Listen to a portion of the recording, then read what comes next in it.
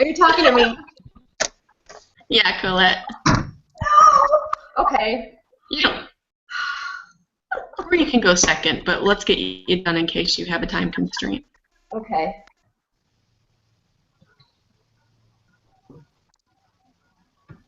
Nobody Am I wants. going first or am I going second? Does somebody else want to go first? If they don't, then I will. We should have decided this beforehand. I don't know why I get really freaked out. Okay. Do I have a volunteer? Will What's somebody that? else go first? I'm sorry. I said, do we have a volunteer to go first?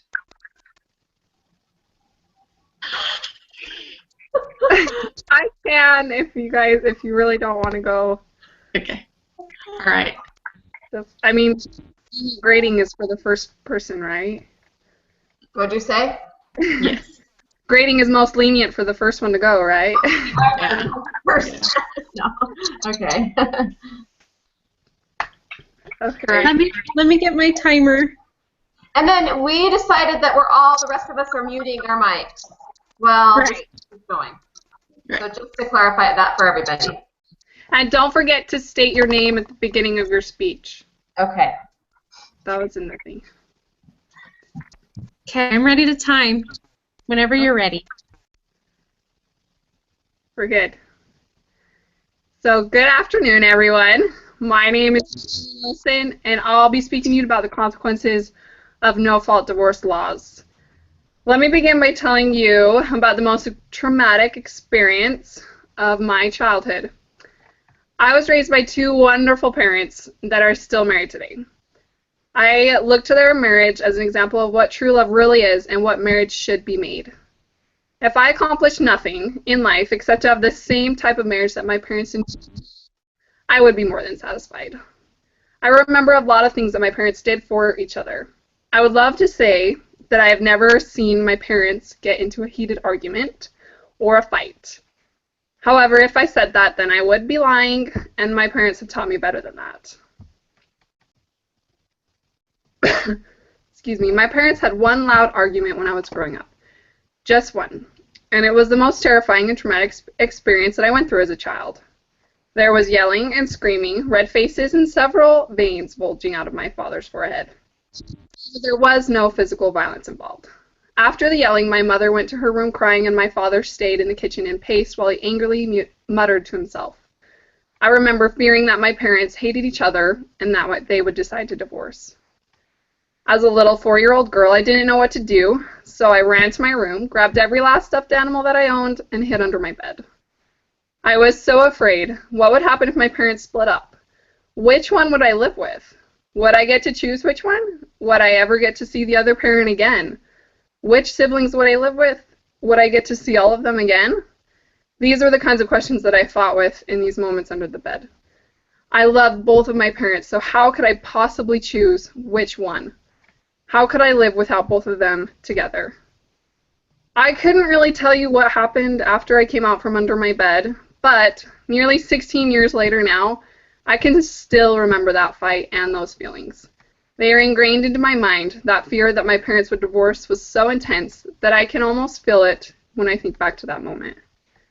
Millions of children feel this fear, and now, due to the legalization of no-fault divorce, the number of children who have to actually live through the trauma of divorce itself has skyrocketed.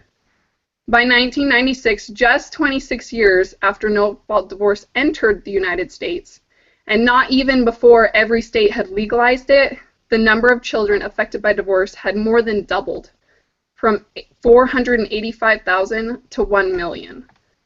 The number of children affected by divorce has risen because the divorce rate has risen as a result of the new no-fault divorce laws. True, the divorce rate was rising long before no-fault divorce became a part of the picture, but that steady rise took a leap once divorce became so easy. The move from fault to no-fault divorces within the United States led to an addition of 0.8 divorces for every 1,000 people. That may seem really small. 0.8 is quite a small number, but to put it into perspective, that's an increase of over 1,300 divorces in Idaho alone. That increase in divorce rates has had a negative effect on society as a whole. It has caused the average age that a person marries for the first time to rise. and that rise has been found to coincide with rising unhappiness. Those who married later tended to be more unhappy. And that's not all. Trust and security within marriage have also taken a hit since the implementation of no-fault divorces. Women who were exposed to no-fault divorce as a child were found to score at least 4 percentage points lower on a marital trust and security evaluation than similar women who hadn't been exposed to it as a child. Some may think that legalization of no-fault divorce was a victory for people and society. However, research makes it obvious that the opposite is actually true.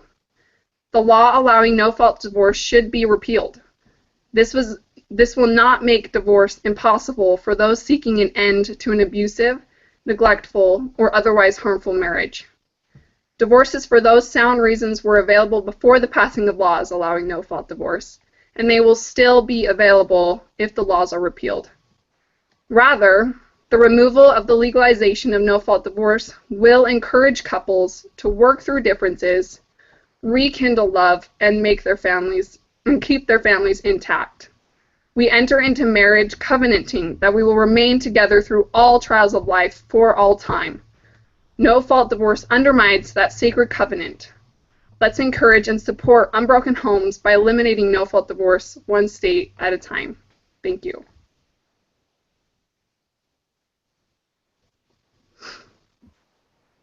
Right at 5 minutes, girl. You got that. Very well done. Okay, so we're going to try to keep to about 3 questions per person. So does anybody have a question for Michaela? Actually, I think we're supposed to all have one question. Okay.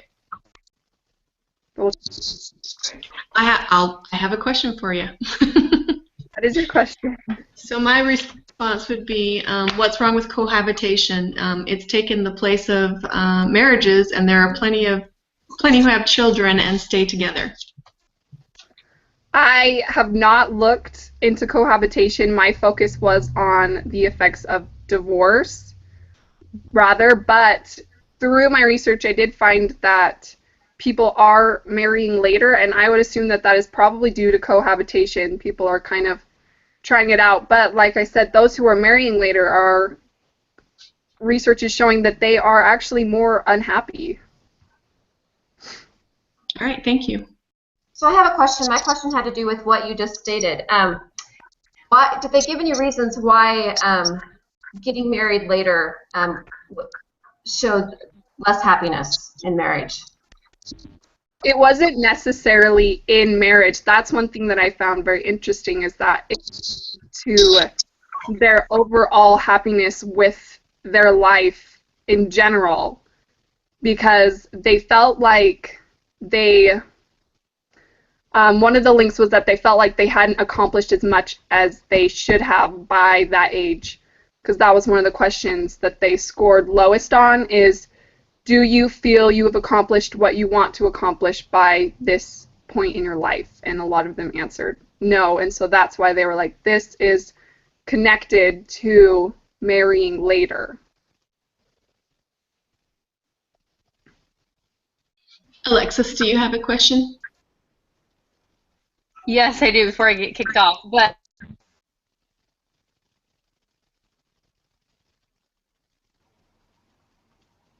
I have a question. If she's Okay. kicked off. Yeah, I did. Okay. All right, Sorry. go for it, Alexis. Go for it. sorry, my question has to do with so if you want to take away the law so that couples can work on their marriage, do you think it would be better that they legally get therapy and help before they decide to get a divorce? Did you research anything about that? Well, I definitely think that everyone should look into trying to work things out before they divorce. But with no-fault divorce, it doesn't encourage people to even try, because they can get divorced for any reason at all, whereas with fault divorce, there has to be a reason. And so many couples will have to go through some sort of couple therapy, something, in order to try and fix it, or in order to prove that they can't, it's not going to work, one of them is at fault, it just can't happen. My question is kind of similar. If you have you done any research to, like, maybe there's a program or something that would help couples before the no fault divorce, maybe something to replace that, but you kind of answered it, I guess.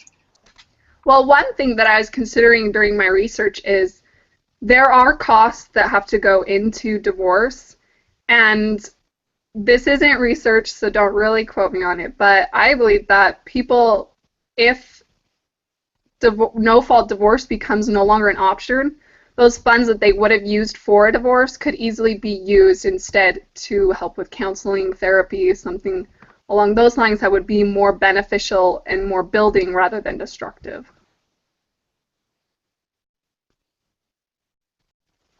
Ms. Susan, do you have a question?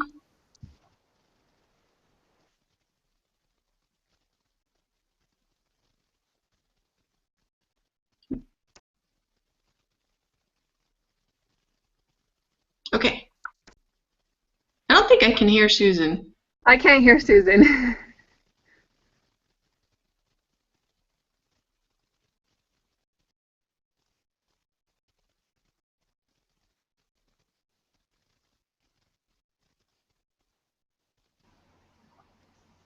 Well, we're almost at our 5-minute mark for questions. Okay.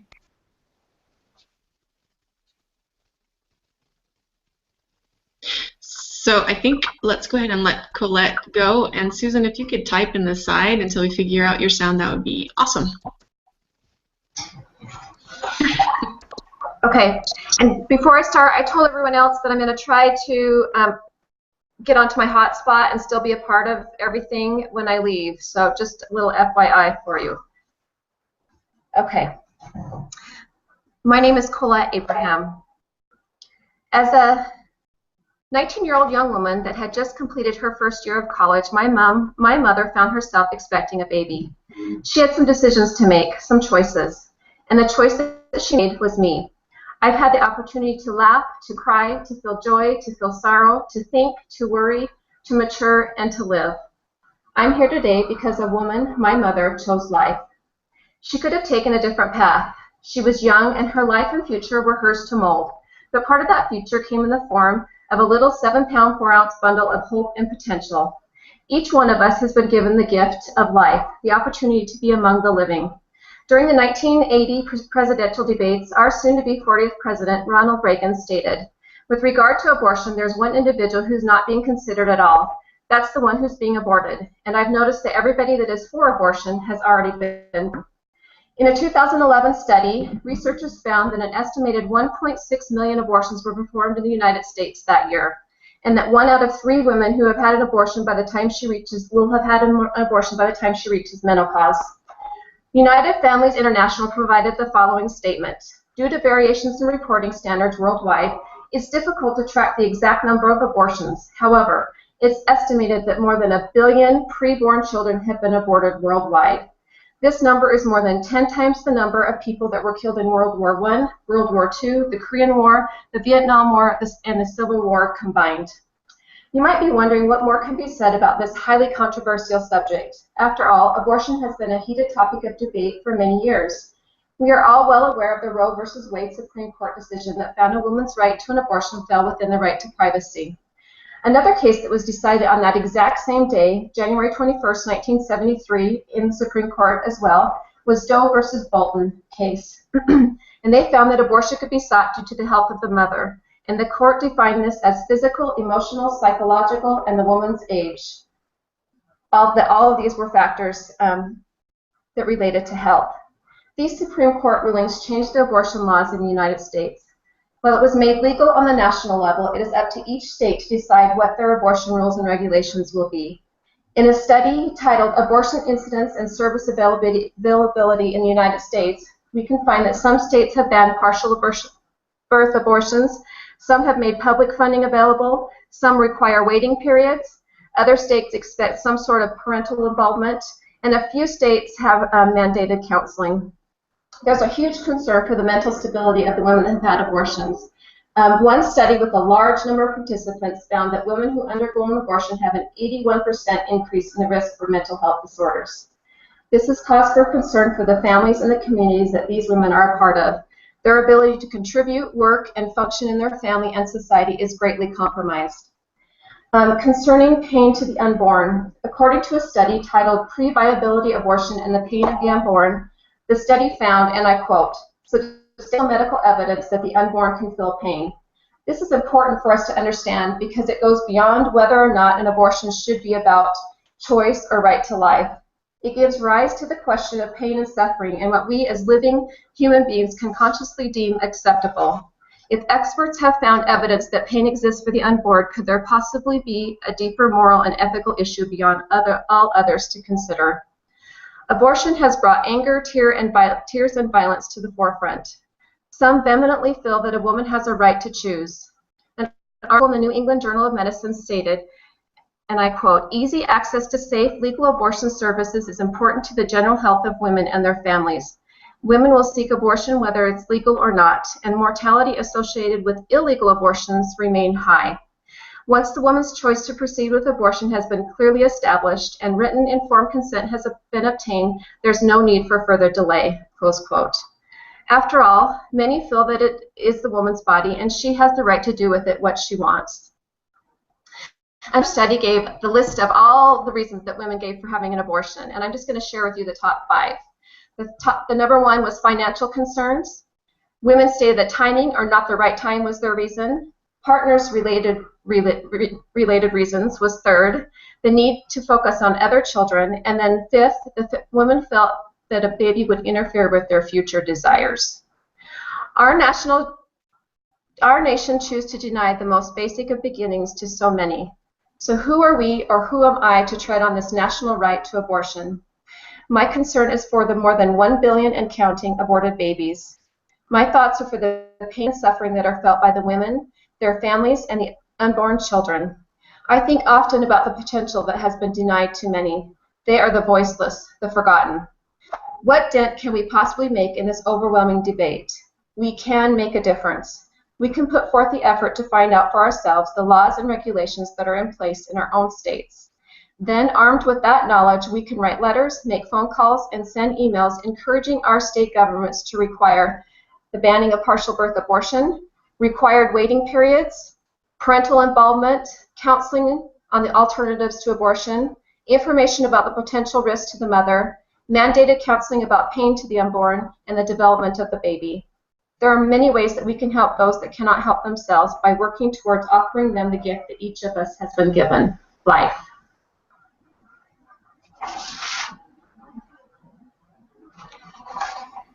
Perfect. 6 minutes. Good job.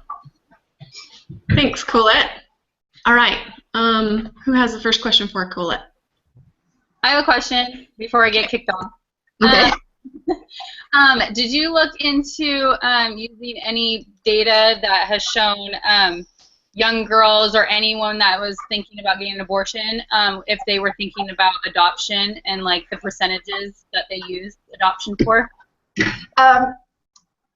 No, I actually did not find any percentages for adoption. I mean, I had percentages on the reasons and percentages on, the different age groups that had, percentage per age group, but I did not with adoption.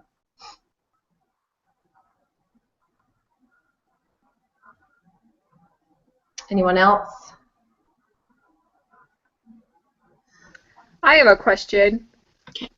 In your research on abortions, did you ever come across perhaps any benefits to abortion, for example, to women who had been raped, or in the case of incest or something like that, or if the woman's body, if the woman couldn't, if her health was into the pregnancy, did you ever come across any differences between that kind of an abortion compared to an abortion simply because they don't want the baby?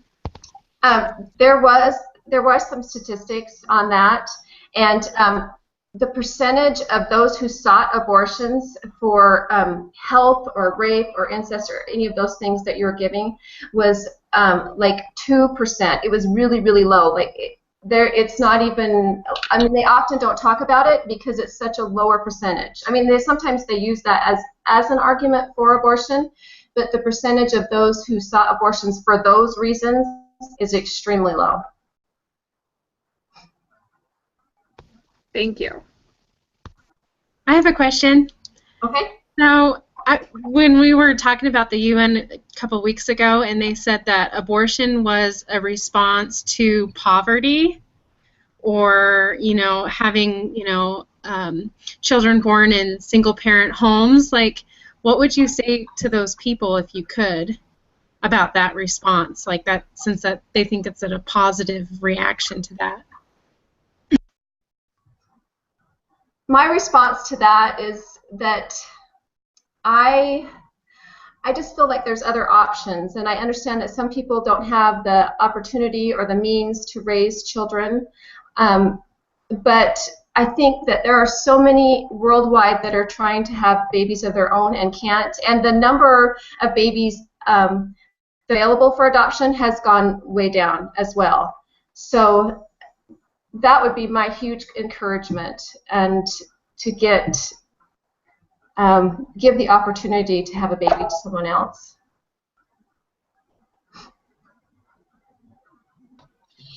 So I had a similar question that Michaela had, but I was more curious because this is something I wanted to do years ago. But did you find any statistics about how many abortions that you mentioned when you were comparing to wars actually related to rape and incest compared to the rest that are just abortions because it's their choice? Nope. All the research that I've done was strictly. You want to know if I found the same thing that Michaela asked me, if I found a percentage of those that were raped? Yeah. Yeah. Nope, I didn't. Do you have any sources that would lead us there? I did not look up rape and abortion together. Like I said, I just saw that small percentage, so most of the focus was on other reasons that women sought abortions, and it wasn't. I did tons of research and looked at tons and tons of information, and it was minimally brought up. Like overload, isn't it? Okay, Susan, do you have a question?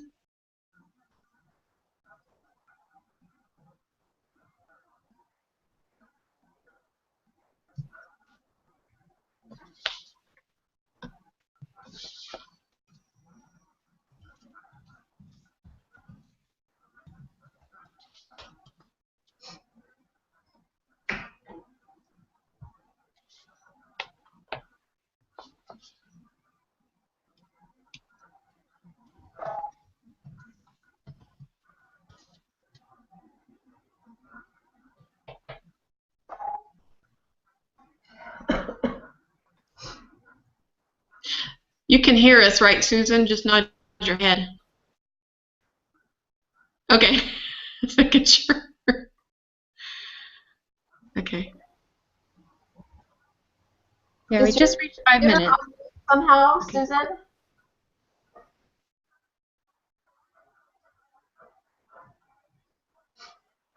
Okay. Did you say that was 5 minutes? Yeah. Okay. Oh, was there sound? Oh, yep, we can hear Susan now. Okay. Can you hear me? Yes. Oh, well, what changed? I didn't do anything. I don't know, but thank goodness. So do you have a question for Colette?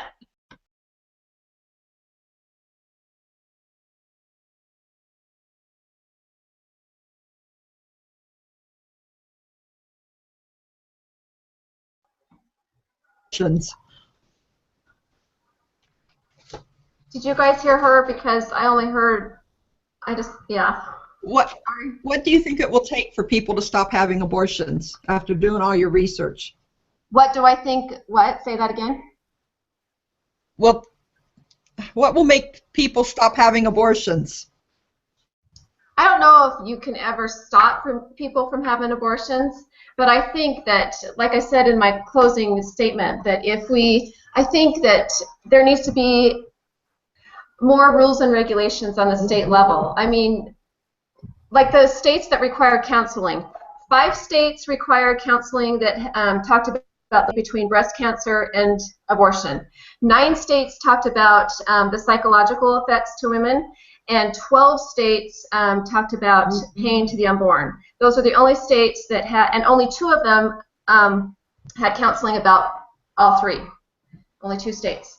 So I think that we could do more on the state level by, you know, talking to the girls, by having parental consent, by all those things that I talked about, mandated counseling, you know, give her information about other alternatives and what the effects will be to her as a woman, psychologically, as well as a lot of times there's problems conceiving later on in life if you've had an abortion. So there's a lot of different things that are that I think the girls aren't informed, and they're just scared and unsure and don't know what they're going to do. And this is it. I don't want to say that, I mean, it's an easy way out in ways, but I think if they're given a little bit more information and that there's things that the state requires them to do, I think that would really help. I'm not saying it's going to stop, but it might help cut back on that number. Okay, thank you. Thanks. All right, we'll go ahead and move on to number 3. Who wants to go? Anybody fighting to go?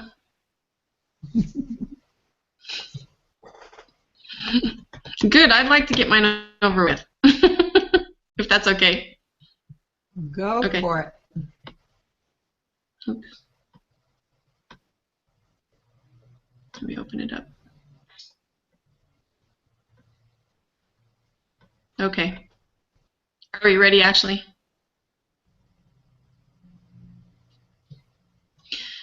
Okay, my name is Katie Cook, and I want you to consider the children. Let me tell you a story about an adorable 12-year-old boy with innocent eyes that looked toward the future of building, creating, adventuring, embracing every moment that life had to offer. He absorbed the world around him and with great content embraced the opportunities that came. One day, this content boy was at the grocery store staring at the floor at the checkout stand. His mother noticed and asked, "Hey, what are you doing?" And he responded, "Mom, I hate those pictures, and so I'm trying not to look at them," referring to the magazines on the rack. She responded, "Oh, honey, all we can do is turn away." Her son then looked at her with focused, serious, desperate eyes, and what came out of his mouth made her heart sink. "Mom, I don't want to see them in the first place." Needless to say, that mother stopped everything she was doing with determination. Stopped what she was doing, and with determination, she asked the person at the register to call the manager because she was going to have a serious talk with him about his magazine displays. Now, let me tell you another story. A few days ago, I talked to a friend who recently got off the phone with her son who is at college. He was having an anxiety attack. He was in tears, exclaiming that he was worthless. He said he lacked the capability of finishing college. He feared the fact that he would never hold a job, and he felt that he had no hope to have a healthy relationship with his girlfriend, who he desired to marry.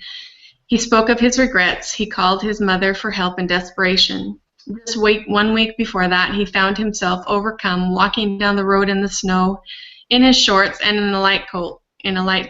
He was lost in walking anywhere to get away from his confusion, his anger, and his failures.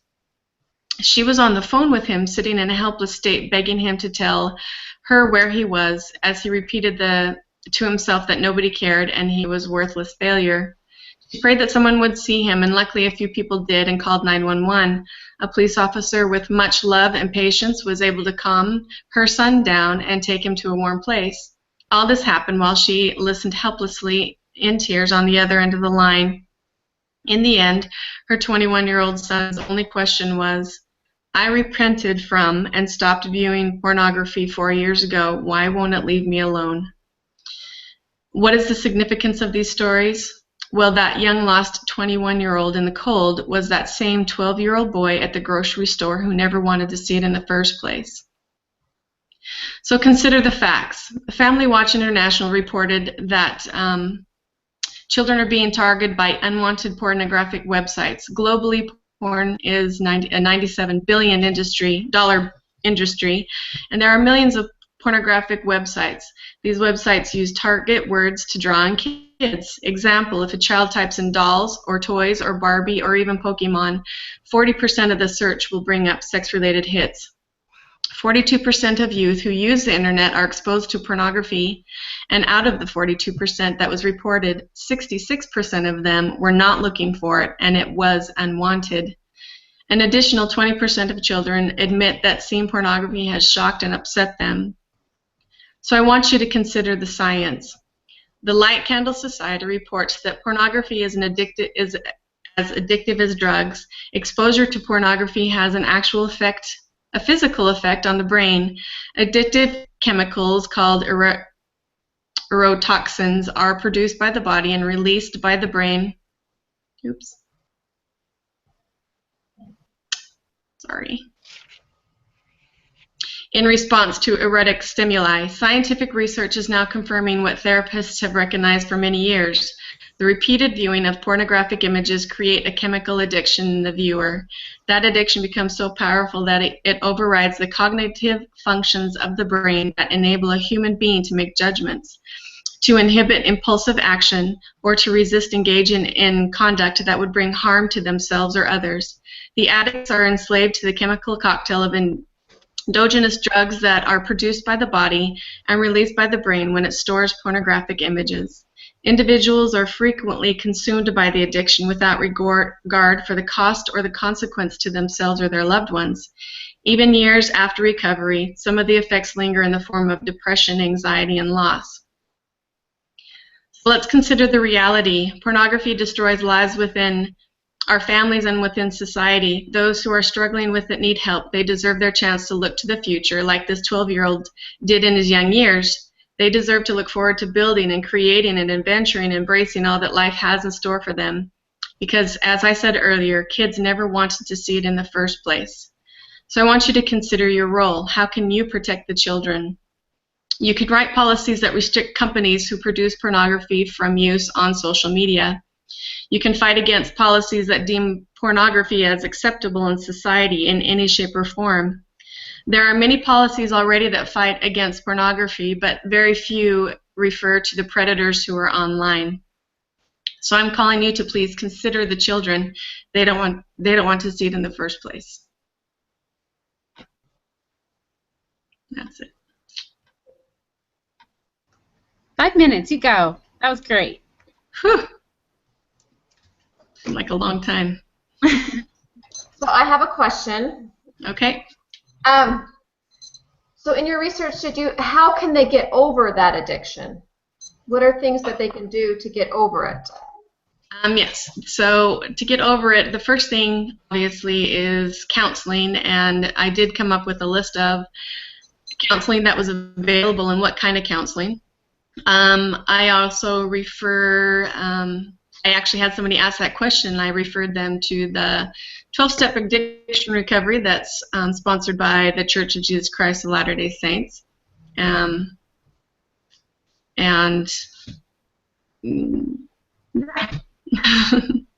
therapy is the first step. Are you familiar with the Sons of Helaman program? No, I'm not. Let me look it up and make sure it's the right website. Okay. That is the right website, Susan. Oh, okay, good. Yeah, it's really good, and that's what it deals with. Somewhere where people can go for help? Yes. Perfect. So I have a question. So did you not find any policies that are trying to be passed through right now to maybe limit exposure on the internet or anything like that? Yep. So what I came across was not necessarily. Let's see. I'll just tell you.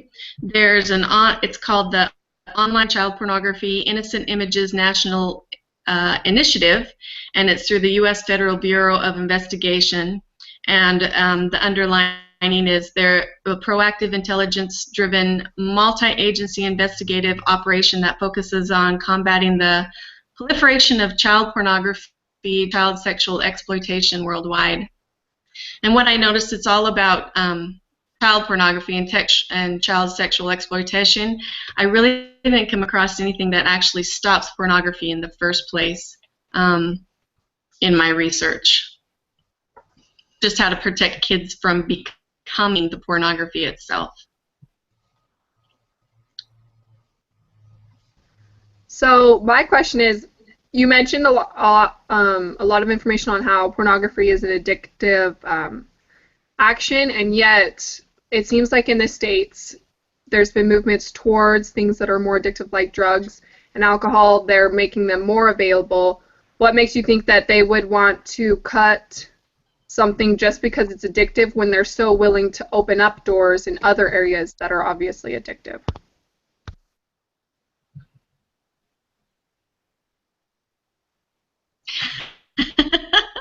Can you restate the question? I'm sorry. So basically my question is, do you think there's something about pornography that would make people more anti-pornography as they would anti-alcohol, anti-drugs, anti-other addictive things? Yes.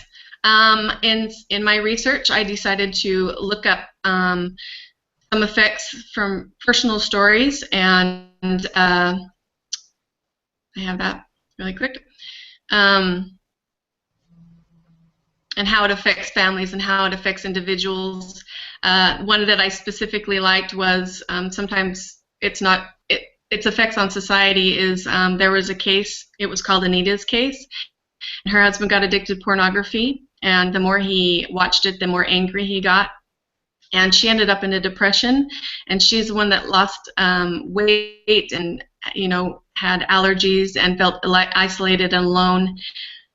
It's actually kind of a long essay, but even another woman, Felicia, found herself in denial and started to self-medicate, and she ended up becoming bipolar and suffered from personality disorder. And so those are some of the research that I would, if I had time, I would present how it has affected individuals and how it's affected families and what that can do to society. So compared to other things, it definitely has a greater impact on, for instance, their spouse because of it, rather than, say, an alcohol addiction. Yes. One of my studies talks about how a huge word called objectification, and how people can't even look at pornography addicts can't even look at people as humans anymore, and it leads them to their own satisfactions through rape. And I also looked up the program where they become perpetrators, and I don't know if you've ever heard of Underground Railroad, but that's someone who pornography leads people to do very, very bad things, and especially to children, and so there's a program that tries to protect these children. So I hope I'm answering what you're asking. Oh, perfect. Thank you. 5 minutes for questions. That was time. Okay.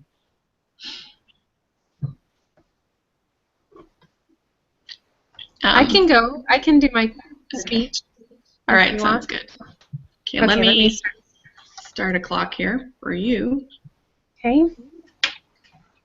And every time I've timed my talk, I get 6 minutes and 30 seconds. So I'm shy of 7 minutes. So wish me luck. Okay. Ready? Yep.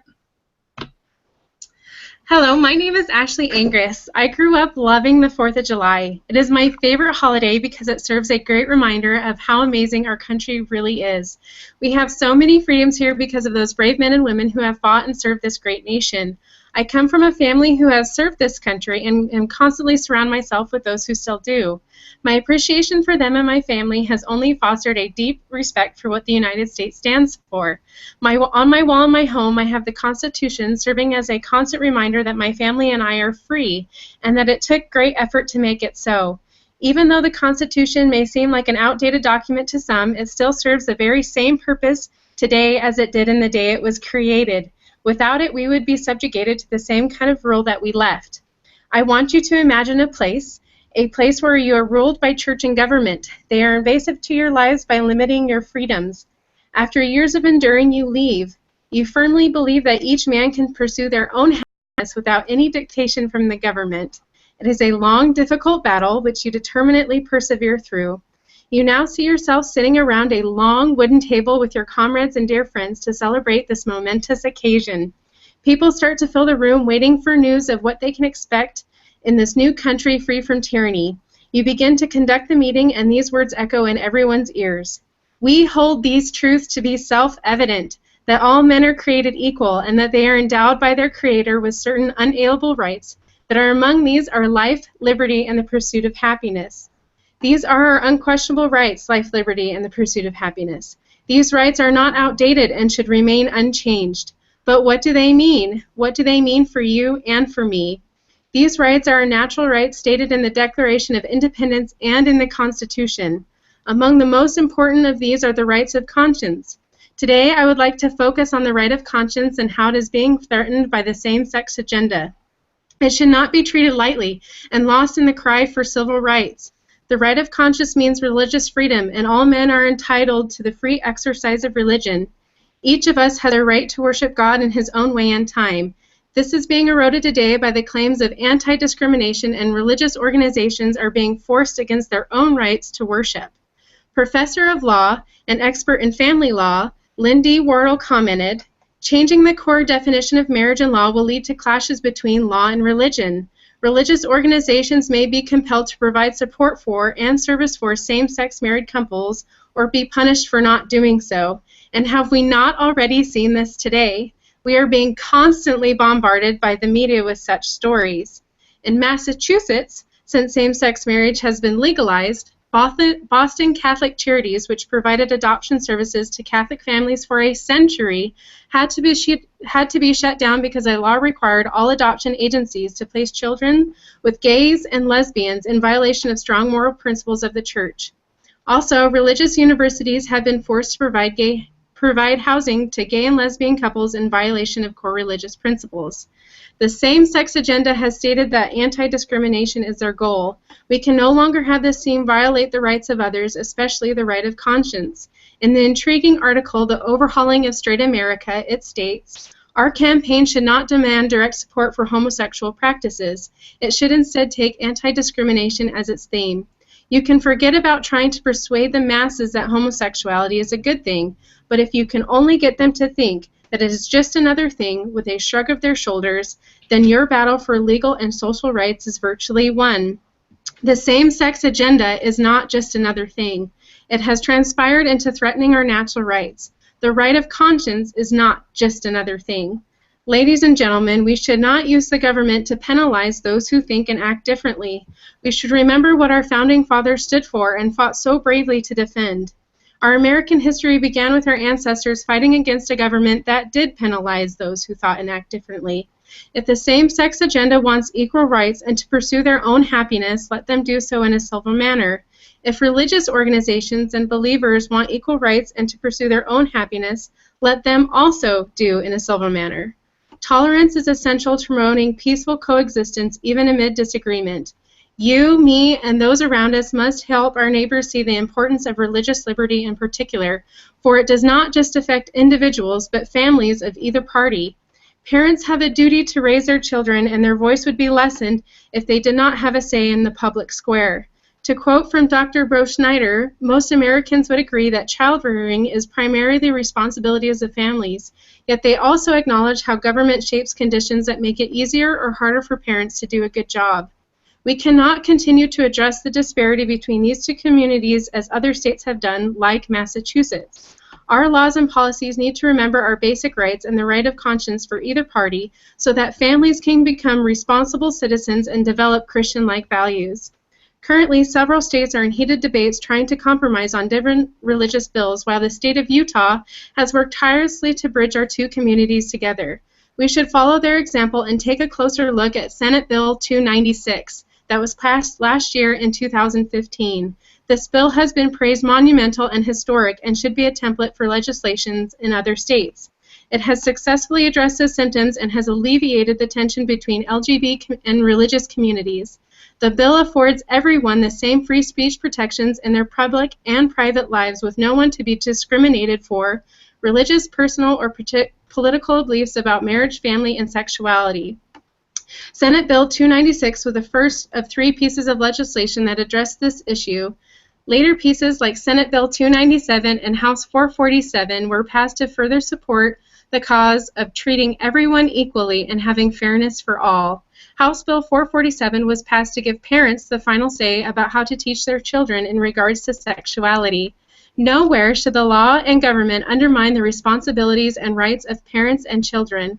This is what our founding fathers stood for. This is exactly why the Constitution was created, to ensure that every man, woman, and child, regardless of whatever position they held, was to be protected.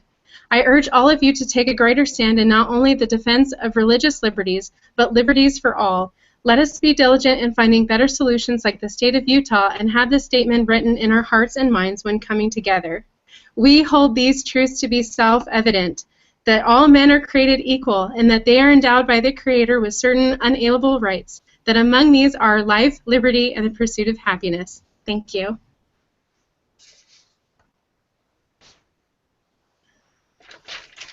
Six minutes and 43 seconds. No, I told you. All right, questions?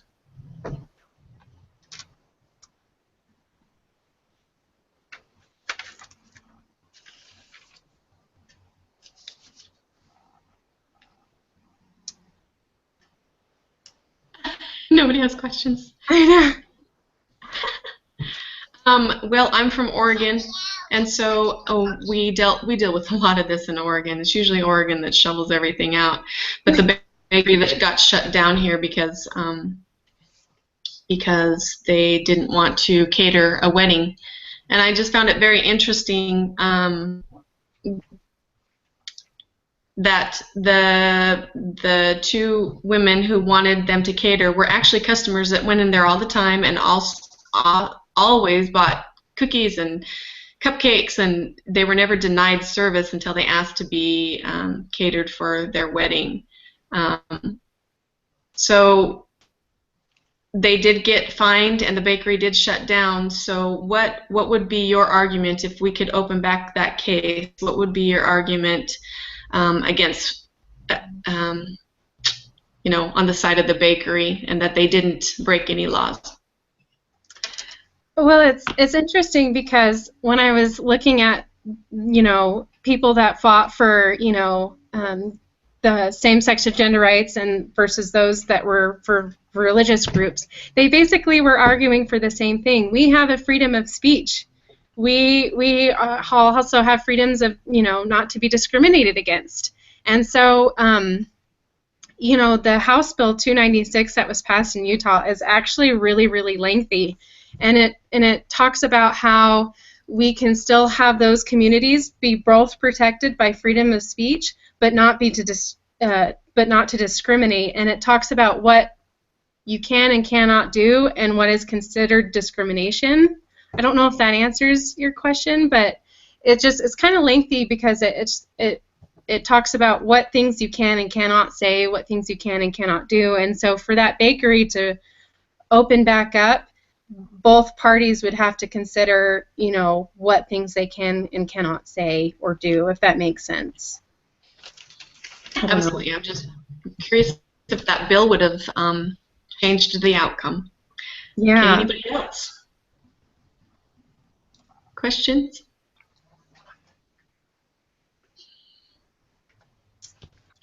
I have a question. Okay.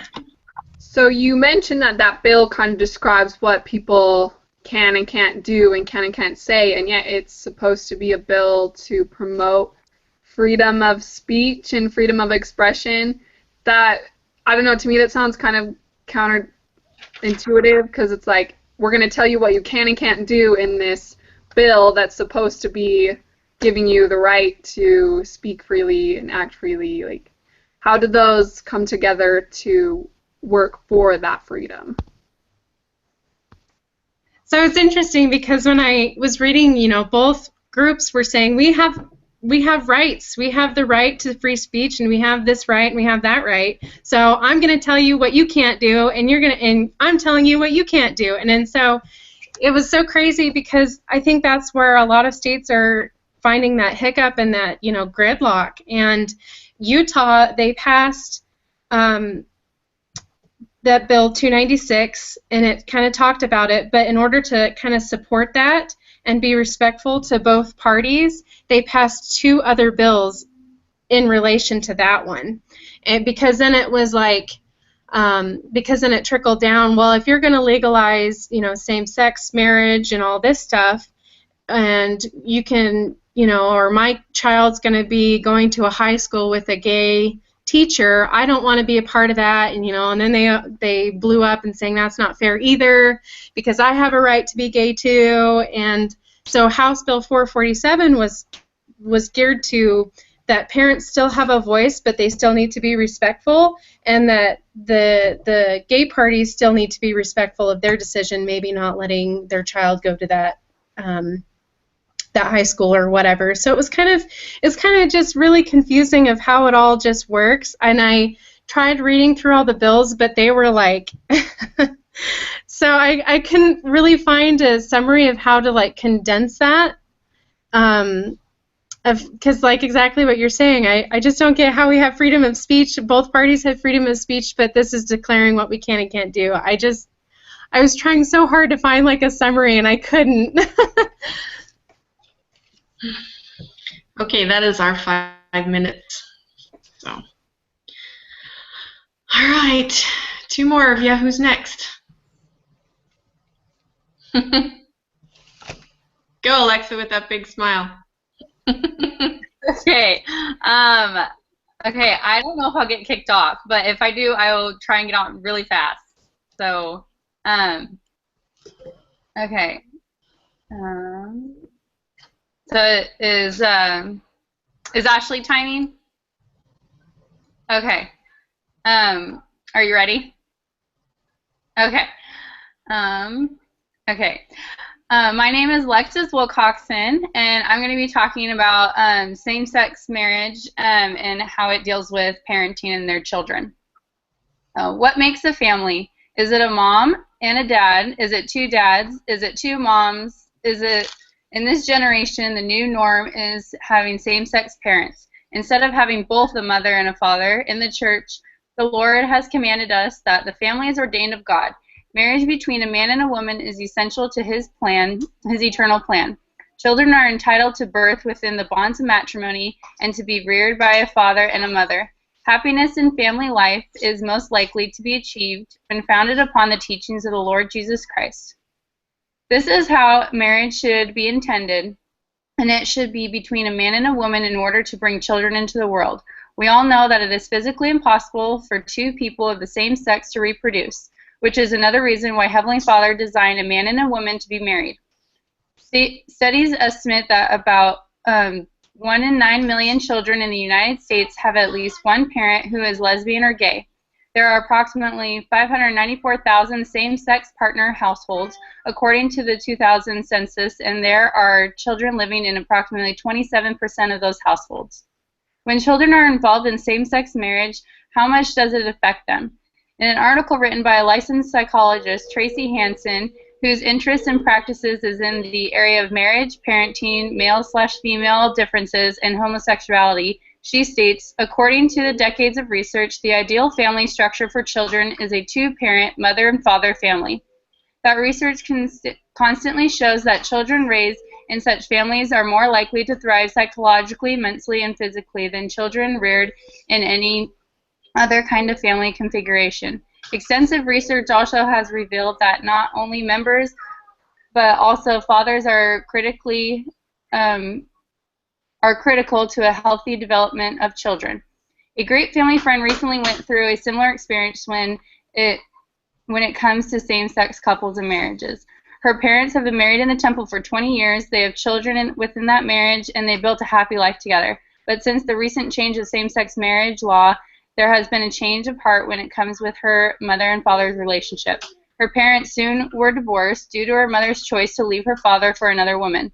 This decision really put a wedge between the family, not only because the parents were getting divorced, but because her mother decided to be with a woman, which was going against everything that the church taught and what the children grew up to know is wrong. My friend and her siblings are really having a hard time with this because they know that their mother is doing what their mother is doing is sinning against God's commandments, and they are hurt because their mother's decision is breaking up their family, and they are embarrassed with the fact that their mother has decided to be with a woman instead of their father. It is personally hard for my friend because she has just returned from a mission and came home to this drastic change in her family. This type of stress has led her from being a great go-happy girl to a very quiet, shut-down person.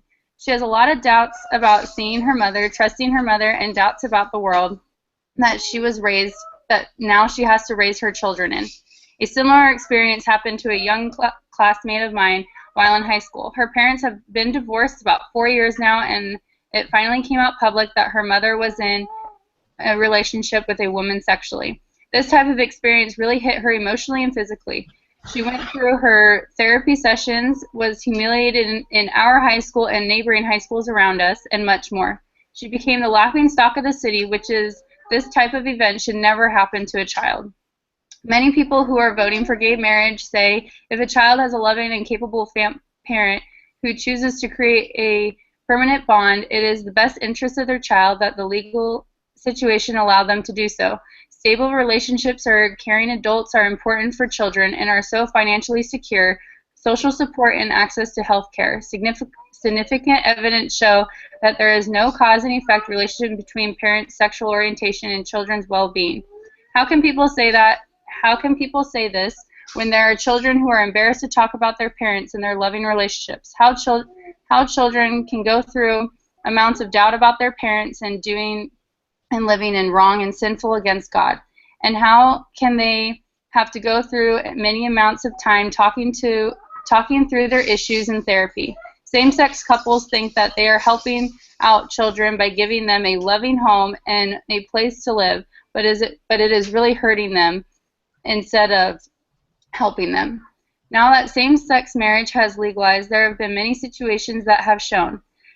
As marriage is redefined and accommodated same-sex couples, this reinforcement in the idea that marriage is irrelevant to parenthood, same-sex marriage leads to casualties of heterosexual unions and separation of marriage and parenthood. In the move, the same-sex marriage, opposite-sex relationships have a conform to gay norms rather than vice versa, and same-sex marriage begins to process in severe marriage from family to other families-friendly societies, and same-sex marriage triggers dismemberment of family structures in family society. This is a type of world that we are raising our children in, a world that does not think marriage is important, where they do not think it is important for both the mother and the father to be involved in a child's life, where a child is confused what marriage is actually intended to be.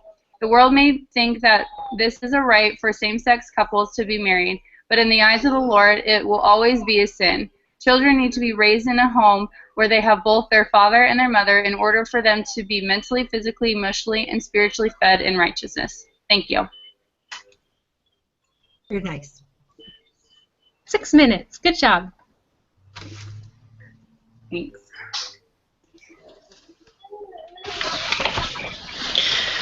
All right. Anybody have a question for Alexis that maybe hasn't had a turn to ask a question these last few times? Yeah, Alexis, can you hear me this Yeah. time? Oh, good. How do you feel about the church statement to not teach children of gay couples? Sorry, what was the question? Oh gosh, how do you see the church statement to step aside and not teach couples of gay children of gay couples? Like I was really torn about that because I did some research about that too, and like how the church has been handling this. And I don't know. I really think that it is important for the church to take a stand on this because it will.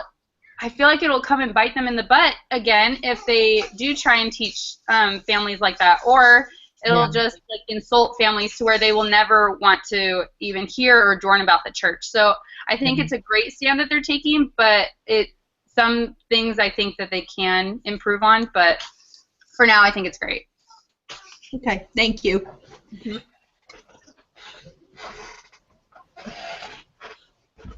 Anybody else? We have a few minutes still. I have a question. So, actually, when I was talking with some coworkers of mine, and we were talking about this, and they said,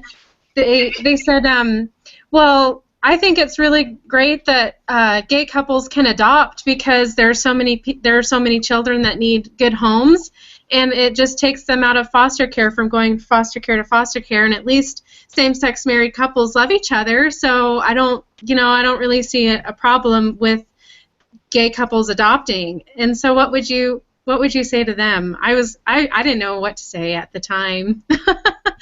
So like I thought about this too, and it really hit me because I feel like it would just make children more confused about their situation in life. Like they're already confused of why they're in the foster system, why no one's adopting them. So I just think that it would just hurt them more in the run because they are just confused about marriage. Like, should I be gay? Should I like girls or should I like boys? Like, I think it would just hurt the child in the long run.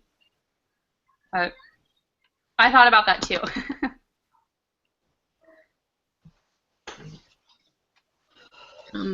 We do have time for one more question, right, Ashley?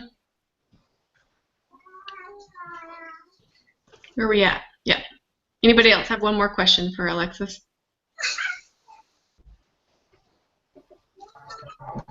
I have a question. I'm just curious what your thoughts are. There are already families that are established families that have adopted children that are gay couples. What do you think we should do for them, or do you think they should have any rights? Like the children or just the family in general? The family, in general. Like marriage now is allowed by law. So just curious what your thoughts are about that. So I actually have a friend that is in that situation where she has already become the daughter's mother, the second mother, and she is getting married to her girlfriend. And so I really think that it's important for the children to understand that what their parents' sexuality is, but also for the parents to teach the children that they can choose their own sexuality and that they'll love them no matter what. Because I feel like some kids, they think, oh, well, I have to be gay because my parents are like that. But I think that it's really important for the children to understand that they don't have to be, and and then they should teach them, like especially if they're in the church, that it is a sin against God. But that's kind of what I got on it, because it's really hard to talk about that if someone is already in that situation after it was legalized. Thanks, Alexis. Yeah. Now what's your baby's name? Oh, this is Bentley. Hi, Bentley.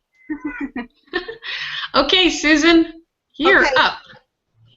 Thank you for the intro. My name's Susan Mars. My title is Choose Adoption, Not Abortion. My parents had 3 children. I was the only girl, and I had 2 brothers.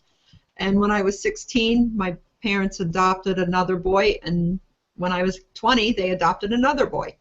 And I have personal experience with adoption. I dearly love my brothers. And I want to share with you the story of Dr. Christie, who says, how do you feel when you see a sign that says abortion stops a beating heart? Her passion for adoption came when she fell in love with her youngest daughter. Her husband and she both had adopted siblings like I do and have 4 biological children. We decided to adopt our 5th. We had so much love to give, and we knew there were many children in the world who lacked the most important thing of all, a mother and a father to love them. Purely because of convenience and ease, we decided to adopt from China. A few months later, I traveled there and met our daughter, Lourdes. She was abandoned on dirty city sidewalks around 3 days old and taken to an orphanage full of other little girls. I met her when she was 10 months old. Dr. Christie knew when she was with her new daughter's history. In a country where only one child is allowed per family, she was probably an unexpected second pregnancy or perhaps a first disappointing female child in a culture where only a son will make himself responsible for the whole family and the welfare of his aging parents. Having just a daughter is a tragedy. The result of the conjunction of the law and the culture is a deeply unwanted, unvalued baby, and a dangerous baby sometimes. Perhaps her mother and father were heroes who had braved the population police to give birth to her at home, avoiding a forced abortion and a back-breaking fine. All these things I knew going there, she said, but they were only abstractions to me, things I had read in a brochure or an article. Then she fell in love, she says. The downy softness of the baby's hair against her cheek became thrilling to her, and the little white tooth that broke through the gum was a priceless pearl in her eyes. Her giggle stopped her heart with joy, and her toddling steps charmed. When she called her mammy for the first time, she wept with happiness. This little bit of humanity, so deeply unwanted, discarded, and worthless, I learned was infinitely beautiful, infinitely valuable. The process of learning this, the process of falling in love with her daughter, was the prettiest thing that had ever happened to her. Somehow, miraculously, she had come through unimaginable dangers and had been given to her to cherish. Has anyone ever received such a priceless gift? It soon occurred to Dr. Christie with tremendous force that every child is like that, infinitely valuable and beautiful, no matter how unwanted or inconvenient.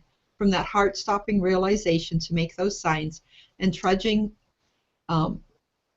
she says, I looked at our country and realized that our culture had erected a temple to self-realization and sexual liberation, and therefore abortion has been made available because unwanted children will continue to be conceived no matter how many free contraceptives are provided. Nothing restricts personal liberty like a pregnancy and parenthood. As a doctor, Dr. Christie tells you that no scientist questions the fact that a zygote, an embryo, fetus, and infant are all human beings in different stages of development.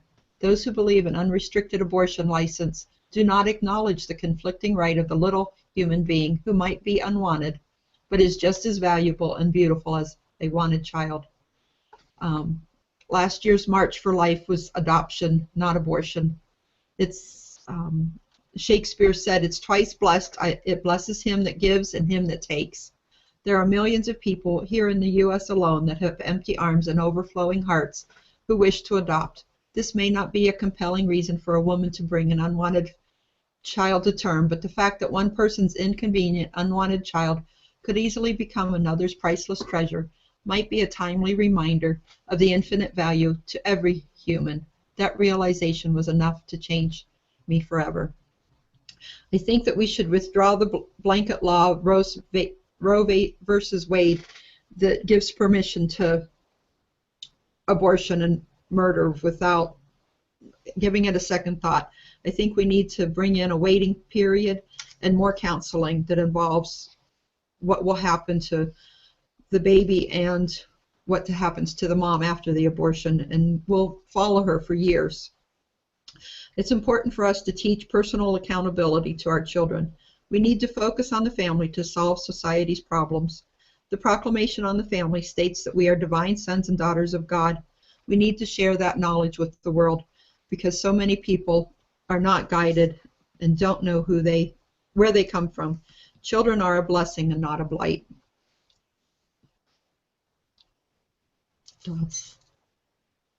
That's all. 5 minutes. Good job. Okay. Thank you. I just have to commend everybody on how well their preciseness and their conciseness. We all agree that this is just an amazing group. You guys are awesome. Okay, questions?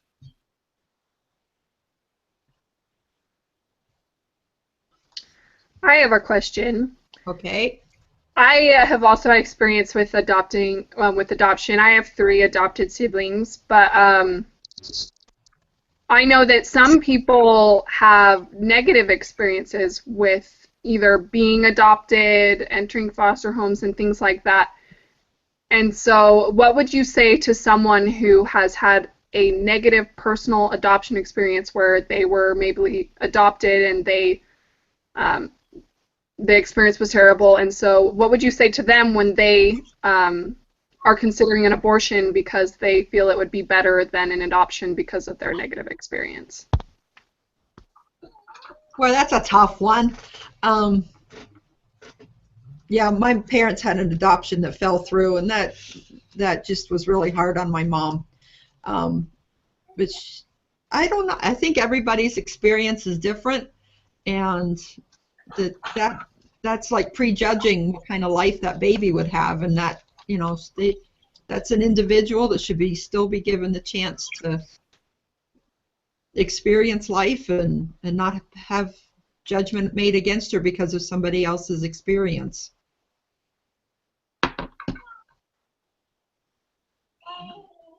I mean, I don't know. Does that answer your question? Yes, thank you. Anybody else? Yeah, I have a question. So if we have statistics and doctors saying that a zygote and an embryo is a human life, clearly the problem isn't anymore that we're proven if it's human. The problem seems to be just the moral intelligence of people. So what kind of statistics and what kind of information can we share to address that conversation, since it seems like nobody cares if it's murder, nobody cares if it's human, it's not trumping the conversation. So our conversation needs to change. So how can we do that? Yeah, like Colette, it was really hard to bring. Yeah, I think it starts in the family. I think all of society's problems can be addressed in the family. I think people need to step up and take us responsibility for teaching their own children in their own families, and you know, teaching that having sex does create a life, and you need to be responsible for that. You can't just, you know, push it off on the government or give your responsibility away to somebody else. Yeah, there's not a lot of statistics out there about, you know, what you asked. I bet there's a lot of statistics out there about those who have abortions, where they're categorized when it comes to income and background and education. Anybody else have a question? One more question. I read the story of one woman that went into an abortion clinic, and she was black and 28 years old, and they just assumed she was on welfare and unemployed, and she was a paralegal, and they treated her very badly. But, you know, making assumptions like that is bad for anybody to treat somebody that way. Anybody else have another question?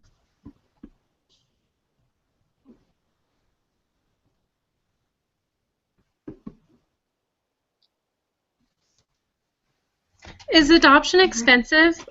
Relatively expensive? I don't know how adoption works.